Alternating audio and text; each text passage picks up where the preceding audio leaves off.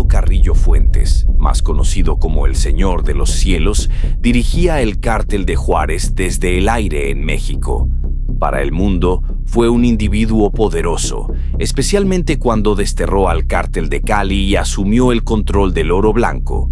Sin embargo, en su último tiempo, tuvo que tomar decisiones difíciles e importantes. El 3 de julio de 1997, Amado Carrillo utilizó el nombre falso de Antonio Flores Montes para ingresar al Hospital Santa Mónica, ubicado en la exclusiva zona de Polanco, en Ciudad de México. Su intención era clara: someterse a una liposucción y una cirugía para modificar su rostro, ya que necesitaba evadir a las autoridades de México y Estados Unidos. El médico colombiano Ricardo Reyes fue el encargado de realizar las modificaciones, pero durante la operación algo no salió como se esperaba y el Señor de los Cielos falleció. Antes de seguir con este apasionante video, no olvides suscribirte a nuestro canal si no quieres perderte ninguna novedad sobre el mundo del crimen. Continuamos. Según el informe oficial, su muerte fue atribuida a la presencia de agentes farmacológicos anestésicos en su cuerpo. La autopsia declaró que Amado Carrillo había fallecido a las 6 de la mañana en la habitación 407, donde nadie lo esperaba, el 4 de julio de 1997, a la edad de 40 años. Uno de los narcotraficantes más importantes del mundo murió debido a una intervención quirúrgica, pero esto no quedó así. Existen teorías, hipótesis y una gran cantidad de secretos que salieron a la luz. Su vida enigmática lo acompañó hasta su supuesta partida. Aquí en Grandes Misterios les contaré cómo sucedieron los hechos. Pero antes de continuar, si son aficionados como yo a los sucesos históricos de crímenes y misterios, quiero recomendarles el canal de Hechos Históricos, donde podrán ver videos como la terrible tragedia ferroviaria que cobró la vida de más de 50 personas, o el macabro caso del hombre que fue asesinado en un crimen que sacudió a la sociedad y al mundo político. No se lo pierdan. Les dejo el enlace en la descripción y en un comentario fijado para que se suscriban. Viajemos un poco en el tiempo, más específicamente a la década de los años 70. En esos tiempos nadie sabía mucho sobre él. A los oídos de la gente y las autoridades solo llegaba información de boca en boca. Además, ni la policía conocía su edad cuando lo buscaban, ni cómo se veía, ya que solo tenían una fotografía antigua de él. Era un narcotraficante que sabía observar a los demás para tomar buenas decisiones. Carrillo Fuentes mantenía un perfil bajo, operando siempre al margen de la ley y evitando la exposición, a diferencia de Pablo Escobar. Amado Carrillo se introdujo en el mundo del narcotráfico cuidando las plantaciones de marihuana de su tío, Alberto Fonseca. Gracias a ese lazo, conoció a los hombres más poderosos del Cártel de Medellín, con quienes luego terminaría colaborando. El joven Amado mostraba obediencia, lealtad, disciplina y discreción al cumplir los encargos de su tío. Cuando vio que podía continuar con el negocio, su tío lo envió al poblado de Ojinaga, en Chihuahua, para que aprendiera todo sobre el negocio de la marihuana con Pablo Acosta Villarreal, conocido como el Zorro de Ojinaga. Desde el primer momento, Amado fue el favorito de Pablo Acosta y durante más de 10 años trabajó a su lado, tanto que pasó de ser su asistente a convertirse en su mano derecha. Sin embargo, la alianza se rompió cuando Amado Carrillo Fuentes ordenó su asesinato en abril de 1987. La traición vino de la mano de Guillermo González Calderoni, el entonces director de la Intercepción Aérea, Terrestre y Marítima de la PGR, acusado años después de proteger a narcotraficantes de diversas organizaciones. Con todos los datos para ubicarlo y $1 millón de pago, Calderoni acribilló a Acosta Villarreal, dejando el camino libre para que Amado Carrillo asumiera el control del grupo narcotraficante que operaba en Ojinaga, que más tarde se convertiría en el Cártel de Juárez, uno de los más poderosos de México. Su primer camino estuvo cómodo, pero él tomaría otra decisión. A finales de los 80, Carrillo Fuentes dejó Ojinaga y se estableció en Ciudad Juárez, siempre manteniendo un perfil bajo, como ya se mencionó. Fue en esa época cuando dejó de ser un simple narcotraficante para convertirse en el Señor de los Cielos. Su apodo estaba directamente relacionado con su gran flota de aviones Boeing, que transportaban hasta 6 toneladas de drogas. Para que se hagan una idea, las ganancias que generaba en 7 días alcanzaban hasta los $200 millones. La cocaína y la heroína eran los pilares de su vida. El gobierno de Estados Unidos estimó en 1994 que el Cártel de Juárez manejaba el 60% de la cocaína colombiana que llegaba a ese país desde México. Si hablamos de narcotraficantes conocidos, no se puede dejar de lado a Pablo Escobar y el Chapo Guzmán. A finales de la década de los 80, el sicario y mano derecha de Pablo Escobar, John Jairo Velázquez, más conocido como Popeye, se reunió con el Señor de los Cielos para establecer negocios.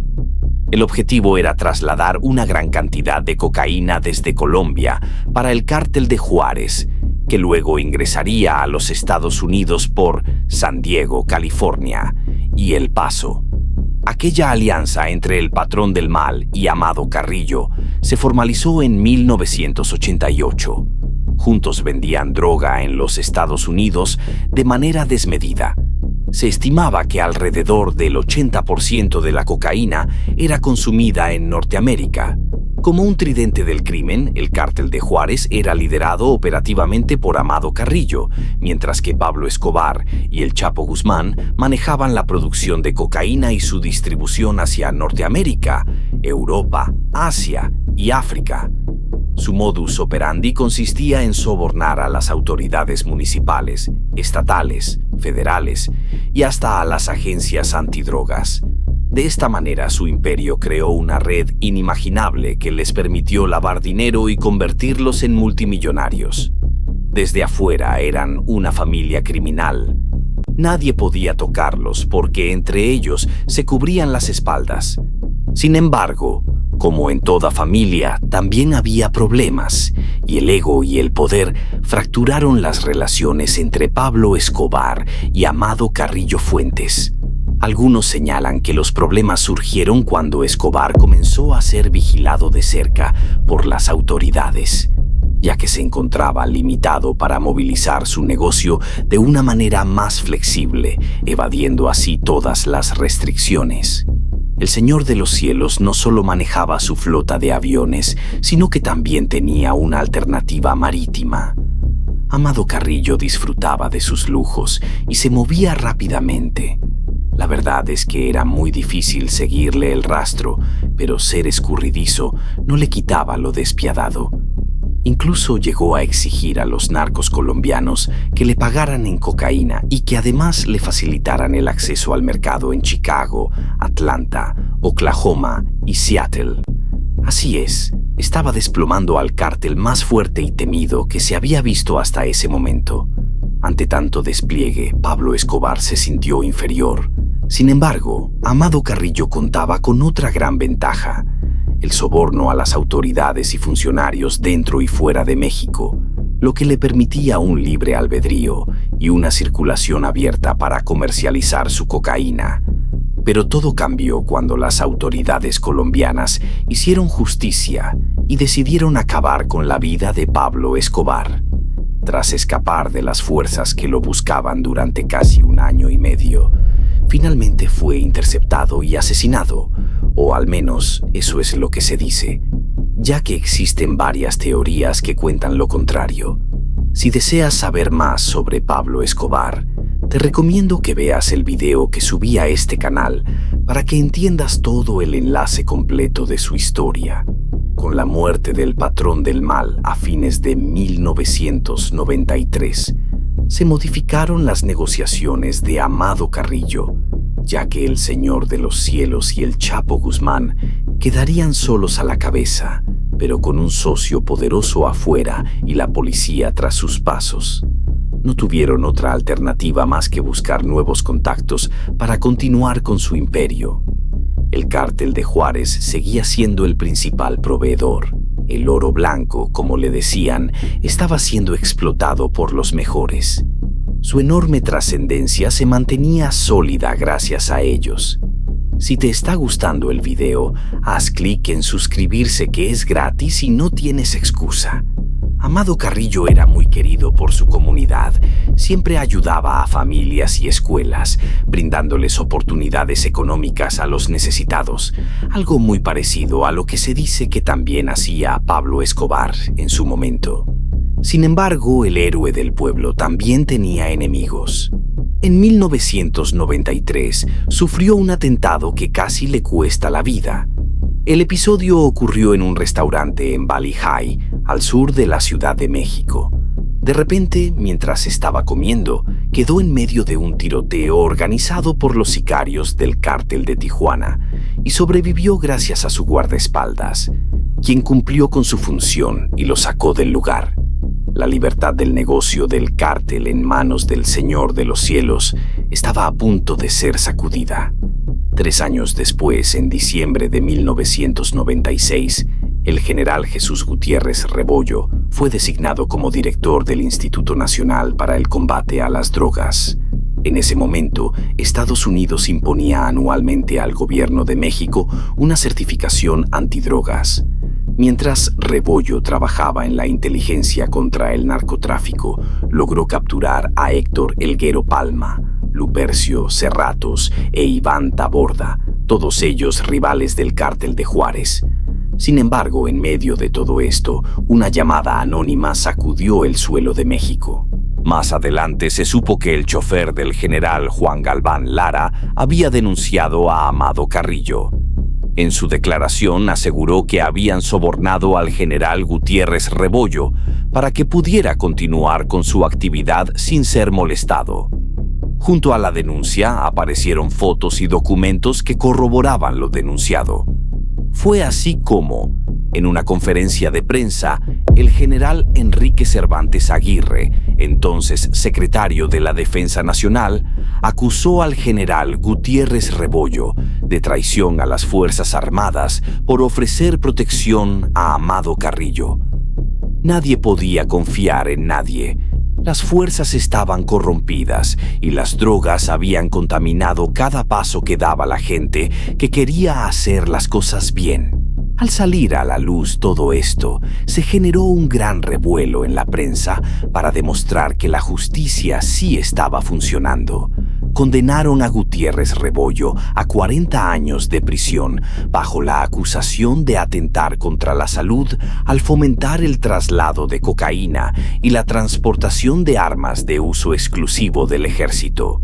En 1997, el general fue encarcelado en la prisión de La Palma, de máxima seguridad, lo que hoy se conoce como el Antiplano. Murió finalmente en 2013, un día después de que le comunicaran que terminaría el resto de su condena de forma domiciliaria. Luego, el gobierno estadounidense generó presión en el Estado mexicano para que se capturara de forma inmediata a Amado Carrillo. Para esa época, todo comenzó a complicarse y los negocios empezaron su declive. El Señor de los Cielos no tenía alternativa. Ahora le tocaba a él y su búsqueda era inminente. La DEA había puesto precio a su cabeza, que rondaba los millones de dólares. Así, Amado Carrillo decidió huir a Chile bajo el nombre falso de Jorge Torres. En ese momento estaba en juego su forma de operar. Desde el inicio, nadie lo había visto en la calle ostentando o mostrando su poder. Siempre manejaba todo desde la sombra. Ahora buscaban a alguien que podría ser cualquier persona. Sin embargo, Carrillo se movía con discreción, utilizando la foto real de su rostro en el pasaporte, ya que nadie podía relacionarlo con el narcotraficante más buscado internacionalmente en ese entonces.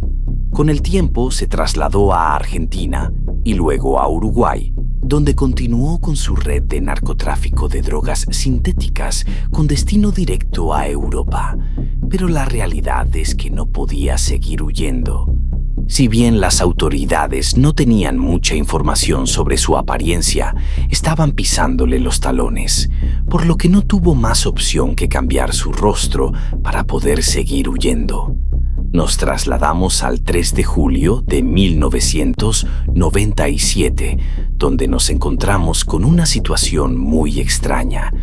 El narcotraficante mexicano ingresó al hospital de Santa Mónica, en una zona exclusiva de la ciudad. Allí se sometió a varias operaciones, entre ellas una liposucción y una cirugía plástica de reconstrucción facial para que no pudieran reconocerlo. Las intervenciones quirúrgicas quedaron a cargo de un médico colombiano especializado llamado Ricardo Reyes. Pero todo tomó otro rumbo cuando Amado Carrillo no sobrevivió a la cirugía. El Señor de los Cielos había muerto. En el informe de la autopsia se declaró la presencia residual de agentes farmacológicos anestésicos, lo que indica que había sufrido un paro cardiorrespiratorio por exceso de anestesia. Sin embargo, esto no fue lo que dijeron sus allegados. Una hipótesis afirmaba que la operación había sido un éxito y que Carrillo estaba con vida tras la intervención, lo que contradecía lo que decían sus médicos personales, quienes afirmaron que le habían administrado una droga que le causó la muerte. Esta sustancia se llama Dormicum y está contraindicada para pacientes en fase postoperatoria. De manera oficial, el hombre más buscado falleció el 4 de julio de 1997, solo en la habitación 407 del hospital, donde se identificó genéticamente el cadáver como el llamado Carrillo Fuentes, alias el Señor de los Cielos. Su cuerpo fue trasladado a la funeraria García López. Lo extraño es que la DEA lo dio por muerto sin haber visto el cadáver, pero eso no sería lo único raro en esta historia. Su final lo llevaría a otros horizontes. Una semana después del fallecimiento del Señor de los Cielos, se expuso su cadáver de manera pública y sobre el labio superior se veía un prominente bigote negro. Pero ¿cómo podría ser posible que un cuerpo que ingresó a un quirófano y al cual se le realizó una cirugía plástica en su rostro no estuviera afeitado? Unificando los dichos del hospital con esta consideración, todo el mundo concluyó que el Señor de los Cielos seguía con vida, que estaba escondido y disfrutando de su retiro millonario. Entonces, ¿habría sido esto un plan de escape? Un dato importante es que, en los días previos a la declaración de su fallecimiento, desapareció José Luis Rodríguez, apodado El Chiquilín, un comandante de la policía que era muy parecido físicamente al capo narco. Quizás esto fue solo una coincidencia, o quizás no. La realidad es que nunca se sabrá. Sin embargo, la hipótesis de que aún seguía con vida resonaba cada vez más fuerte, respaldada por la posibilidad de que había fingido su muerte para escapar a otros países o que podría haberse unido al programa de protección a testigos de Estados Unidos. Evidentemente, algo extraño estaba ocurriendo y el tiempo lo demostraría, pero con sangre. Pasados 5 meses de la muerte de Carrillo, los médicos que habían participado en la cirugía aparecieron torturados y asesinados. Los cadáveres mostraban signos de haber sido violentamente agredidos y fueron hallados en tambos repletos de cemento que se encontraron en una carretera que une la Ciudad de México con Acapulco. Además de su contenido, mostraban significativas manchas de sangre y emanaban un olor pestilente. La Policía Federal de Caminos procedió a abrir uno y encontraron restos humanos y cemento. Más tarde se enterarían de que se trataba de los cadáveres de Jaime Godoy, Carlos Ávila y Ricardo Reyes, los 3 médicos que habían tenido contacto directo con Carrillo Fuentes. Por eso nuevamente surgieron preguntas alrededor del narcotraficante, incluso tras su supuesta muerte. ¿Por qué los habían asesinado? La hipótesis para el asesinato de los médicos recorrió varios medios. Primero se dijo que habían sido asesinados por la gente del Cártel de Juárez, en venganza por haber asesinado a su líder. La otra opción afirmaba que los habían matado y torturado para que no delataran quién había sido el que ordenó matar a Carrillo. Una tercera opción decía que habían sido asesinados porque eran testigos del escape del capo. En teoría, ellos sabían qué había pasado realmente con Carrillo, y haber sido parte de esa sala de operaciones los condenó a muerte. La mafia narco no conocía límites. Mientras las autoridades tenían el cuerpo en su poder, socios y empleados de Carrillo fueron llamados a reconocer el cadáver. Según ellos, había dos características inconfundibles: un lunar oscuro en la espalda con mucho vello y una notoria cicatriz en una nalga. Claramente el cadáver no tenía ninguno de esos signos. Jaime Olvera, quien fue muy cercano al difunto, también aseguró que el cuerpo no era de Amado Carrillo Fuentes. Curiosamente, el colaborador del líder narco fue ejecutado en 1998, mientras era testigo protegido de la entonces Procuraduría General de la República. Demasiada casualidad. Además de todo esto, Guillermo González Calderoni, comandante corrupto de la Policía Judicial Federal, afirmó que Amado Carrillo seguía con vida en Estados Unidos. Y como pueden imaginar, su final también fue trágico. Fue ejecutado en 2003 en Texas. ¿Qué opinan ustedes? ¿Por qué querían silenciarlos? Me gustaría conocer su respuesta en los comentarios. Así como surgieron preguntas sobre su muerte, con el paso del tiempo se siguieron buscando respuestas. Nadie sabe si realmente murió o si continuó con sus redes de narcotráfico. Incluso el periodista José Alfredo Andrade, en 1999, cuestionó la veracidad de la muerte del capo mexicano mediante un libro. Lo curioso es que el autor también desapareció ese mismo año y sus conocidos lo dan por muerto, pues todos coinciden en que reveló información auténtica. Se supone que el Señor de los Cielos llegó a acumular una fortuna aproximada de $25 millones, distribuidos en sus propiedades y negocios. Hasta 2014, su madre ocupó la finca de 24,000 metros cuadrados en Guamuchilito que su hijo dejó tras su despedida. Carrillo la había adquirido para su familia, con el fin de proporcionarles un mejor estilo de vida del que él había tenido durante su infancia. También dejó la casa Cráter, una mansión de 3.500 metros cuadrados valorada en casi $3 millones.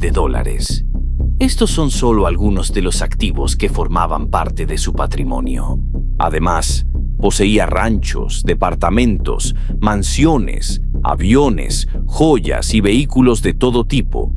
Con una historia tan colorida, por decirlo de alguna manera, en 2013 se estrenó El Señor de los Cielos, una serie de televisión que se distribuyó por todo el mundo.